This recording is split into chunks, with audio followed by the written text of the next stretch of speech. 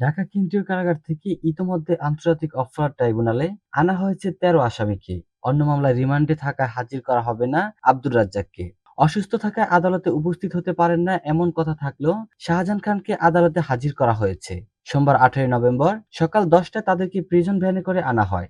গ্রেপ্তারি পরোয়ানা জারি করা ৪৬ জনের মধ্যে এই প্রথম মানবতা বিরোধী অপরাধের অভিযোগে তাদের ট্রাইব্যুনালে তোলা হলো। ১৩ জনের আসামির এই তালিকায় আছেন সাবেক মন্ত্রী আনিসুল হক, শাহজাহান খান, ফারুক খান, ডাক্তার দীপু মনি, জুনাইদ আহমেদ পলক, কামাল আহমেদ মজুমদার ও গোলাম দস্তগীর গাজী। এছাড়াও হাজিরা দেবে সাবেক প্রধানমন্ত্রী শেখ হাসিনার আলোচিত উপদেষ্টা সালমান এফ রহমান ও তৌফিক এলাহি চৌধুরী, ১৪ দলের শরিক নেতা রাশেদ খান মেনন ও হাসানুল হক ইনু। এই তালিকায় আছেন আপিল বিভাগের অবসরপ্রাপ্ত বিচারপতি শামসুদ্দিন চৌধুরী মানিক এবং সাবেক রাষ্ট্রপতি সচিব জাহাঙ্গীর আলমও। চিফ প্রসিকিউটর জানান, নিয়মিত হাজিরা দিতেই ট্রাইব্যুনালে আনা হচ্ছে তাদের। এজলাসে থাকতে পারবেন আসামিদের আইনজীবী ও পরিবারের সদস্যরাও।